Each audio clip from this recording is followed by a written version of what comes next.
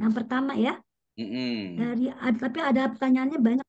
Dari pertama ada Aan Iskandar dari Pandeglang. Ya, Pertanyaannya betul. begini Pak Ustadz, Mhm. apakah ada perbedaan antara hukum syariat dengan apa nih? Qanun Konun. Islam, ya Mhm. gonun ya. Mhm. Lalu yang kedua, bolehkah kita mengambil satu mahzab, mahjab di satu masalah dan bermahjab lain di lain masalah. Lalu yang ketiga, Mhm. kalau ada ide atau idea ya, sebut Mhm. ide Nusantara Raya, mengapa tidak sekalian saja khalifah apa di Asia Tenggara misalnya? Wih, luar Ya, biasa. monggo Pak Ustadz. Ya, terima Aku kasih dulu Kang ya. Aan Silakan Iskandar Pak ya, Ustadz. menarik nih dari Pandeglang nih. Iya. Ya, pertanyaan pertama, apakah ada perbedaan antara hukum syara dengan konun Islami? Ya, tadi saya sebutkan Ya. bahwa hukum Islam, Islamic law, ya berdasarkan bentuknya itu ada tiga. Yang pertama adalah syariah atau hukum syara, yang kedua adalah fikih, ya, yang ketiga itu adalah konun. Ya, hukum syara atau syariat itu adalah hukum Islam yang sudah qot'i, yang sudah ada nasnya di dalam Al-Quran dan Sunnah secara qot'i, la roiba fih, tidak ada keraguan, tidak ada other interpretation, ya tidak ada interpretasi lainnya. Itu syariah. Jelas dia sudah qot'i, nggak bisa diganggu gugat.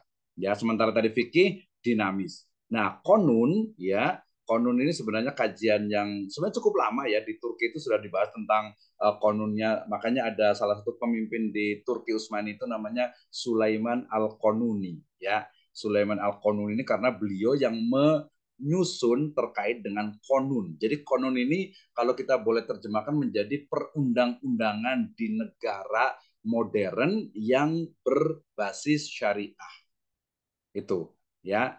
Nah, berbedanya apa? Kalau syar'i atau hukum syara itu qot'i dan wajib diikuti oleh semua umat Islam tanpa melihat negara, tanpa melihat wilayah. Sementara kalau konun itu adalah peraturan perundang-undangan dari pemerintah yang resmi yang memiliki dimensi syariah, dimensi Islam, dimensi maslahat yang sifatnya terbatas pada wilayahnya tertentu saja. Sehingga sifatnya juga sama, memaksa, tetapi memaksanya itu adalah memaksa hanya wilayah tertentu saja.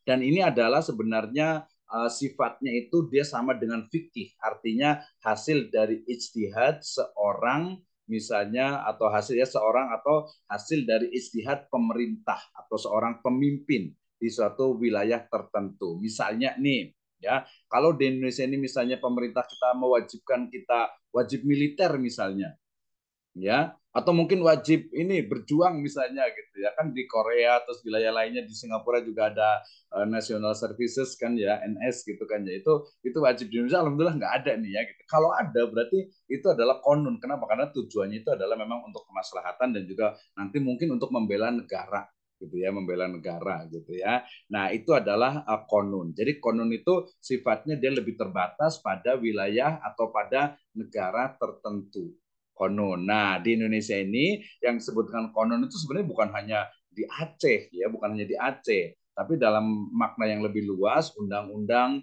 manajemen pengelolaan zakat ya itu adalah konun, undang-undang perbankan syariah itu adalah konun, undang-undang nomor 1 tahun 74 tentang perkawinan itu adalah konun, tentang agraria dan perwakafan itu juga adalah konun. Jadi kita bisa luaskan itu adalah kajian dari disiplin ilmu hukum Islam. Ya, oke. Yang berikutnya menarik nih. Ide Nusantara Raya mengapa tidak sekalian saja khilafah di Asia Tenggara? Ya, ini ada dua disiplin ilmu yang berbeda.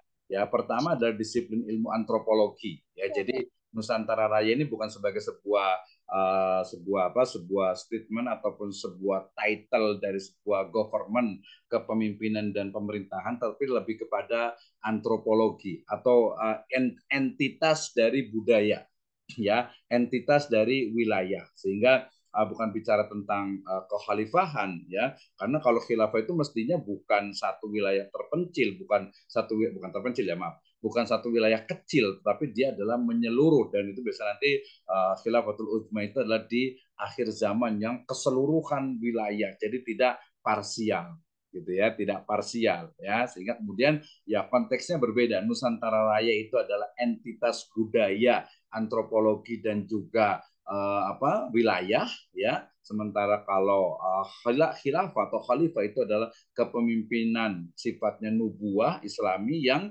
dia membawahi seluruh jagat raya gitu ya. Nah, ini kajiannya tersendiri sehingga berbeda ya. Karena faktanya kita berada pada wilayah Nusantara Raya yang terdiri dari negara-negara modern, dari state modern, negara modern yang ya Indonesia, Malaysia, Singapura, Brunei Darussalam, Thailand, Kamboja, Vietnam, kemudian juga Filipina. Nah, itu adalah entitas budaya kultur Nusantara Raya. Ya, sehingga berbeda. Kenapa tidak? Ya, kalau menurut saya belum masanya. Ya, belum masanya. Oke, cukup itu pertanyaan pertama. Terima kasih. Kita lanjutkan ke pertanyaan kedua, Bu Moderator, Bu Dokter. Oke, terima kasih Pak Ustadz Abdul Dokter.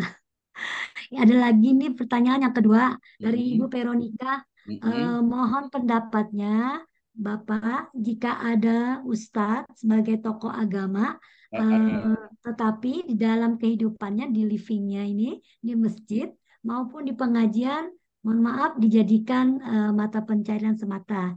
Bagaimana pendapat Pak Ustadz? Silakan. Ini menarik nih. Kenapa saya senyum-senyum? Banget Menarik gitu ya. Jadi dari Ibu pertama ini. saya jawabnya agak sedikit berbeda lah gitu ya. Jadi kalau ada ustadz atau kiai kemudian mengandalkan dari ya kita sebut saja isi amplop atau transferan sekarang dari aktivitasnya, ini kira-kira yang salah siapa ya? Yang salah siapa kira-kira ya? Ya, dia misalnya jadi imam masjid, ya perlu waktu. Dia marbot masjid, membersihkan masjid, mengeluarkan tenaga dan waktu. Dia juga ceramah, ya mungkin khutbah, memerlukan persiapan waktu juga dan juga waktu ketika khutbahnya. Kapan dia itu untuk misalnya untuk mencari rizki, untuk bekerja, untuk berdagang.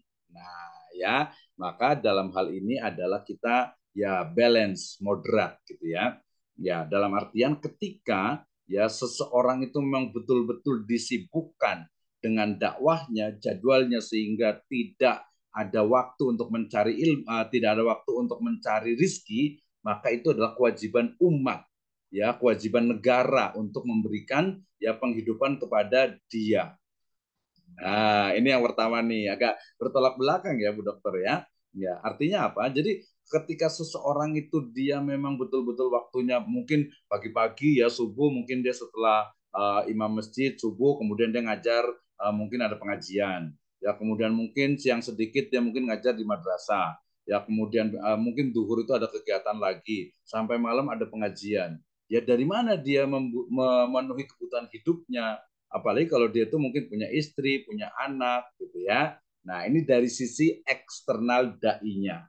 Jadi jawaban secara eksternal dari kita sebut saja tokoh agama itu adalah kewajiban dari umat Islam dan juga negara atau negara dan umat Islam untuk memenuhi kebutuhan hidupnya. Sama ya misalnya orang yang berjihad misalnya, kan dia nggak sempat untuk cari rizki. Atau mungkin tentara, ya kalau di Indonesia kan berarti TNI, tentara itu kan mereka ya cari rizkinya susah kan mereka tentara, mereka kan memang tugasnya itu ya, makanya digaji oleh pemerintah. Dan alhamdulillah sih beberapa pemerintah sekarang juga ada beberapa yang ngasih tunjangan untuk guru ngaji gitu ya. Ini jawaban secara eksternal kita sebagai masyarakat yang bertanggung jawab ya. Tapi kemudian secara internal sebagai seorang dai, sebagai seorang tokoh agama ya, tentu saja dia juga harus apa? Harus ya namanya itu isar. Ya namanya itu afif ya, ifah. Isar itu mengutamakan orang lain, ya ifah itu menjaga dirinya, menjaga kehormatannya. Jangan sampai karena dia tokoh agama kemudian tidak bekerja. Karena dia tokoh agama kemudian dia tidak berdagang. Karena dia tokoh agama kemudian hanya mengandalkan panggilan ceramah atau mungkin juga apa kendurian atau mungkin juga dari infak dari jamaah itu secara internal bukan tokoh agama yang baik ya karena tokoh agama yang baik itu dia ya berdakwah tapi juga dia tidak meminta-minta apalagi sampai meminta apalagi ditarget misalnya gitu ya Ya walaupun nanti kalau saat ditarget misalnya karena ada kebutuhan tertentu mungkin ya bisa saja gitu ya. Tapi itu masalah lain lah. Tapi intinya adalah sebagai seorang tokoh agama dia juga harus ifah. Ifah itu menjaga kehormatan dirinya, jangan sampai meminta-minta kepada jamaahnya, jangan sampai hanya memakan atau mengambil mata pencaharian itu dari uang jamaah saja, uang umat Islam saja. Dia juga harus bekerja, dia juga harus berdagang dan berusaha. Tapi secara eksternal kita sebagai umat Islam, guru kita misalnya, guru kita mungkin karena sibuk apa, kan kalau ngajar itu bukan cuman istilahnya itu langsung ngajarnya, misalnya nih sedikit ngomong nih ya, saya ketika menyiapkan materi ini kan dari pagi gitu kan ya, dari pagi gitu ya, dari pagi saya ketika ngajar, ketika ada satu momen yang ini harus excellent nih gitu, sehingga saya itu persiapan dari awal itu membuat PowerPoint-nya, cari-cari data dari pagi. Sama juga dosen itu kan SKS itu bukan cuma mengajar di kelas ya, tapi ada masa persiapan untuk ngajar. Nggak mungkin tiba-tiba datang langsung ngajar, ya persiapannya tentu saja kurang. Dan itu artinya sebenarnya hukumnya itu mengambil, nanti Mbak, ini masuk juga pembahasan tentang boleh mengambil ya uang, misalnya tadi khutbah Jumat ya, kemudian juga ceramah ya, mungkin ada kultum gitu ya, itu boleh gitu ya, tidak ada masalah gitu ya. Kalau dia dapat dari situ kemudian dia bisa fokus untuk dakwahnya, ya kenapa tidak gitu ya, mungkin dia bisa sampai dakwah ke masyarakat pinggiran dan sebagainya itu. Tapi secara internal dai-nya dia juga harus ifah, jangan sampai meminta-minta ke jamaah, jangan sampai meminta-minta ke umat Islam, jangan sampai juga mengandalkan hanya dari situ saja.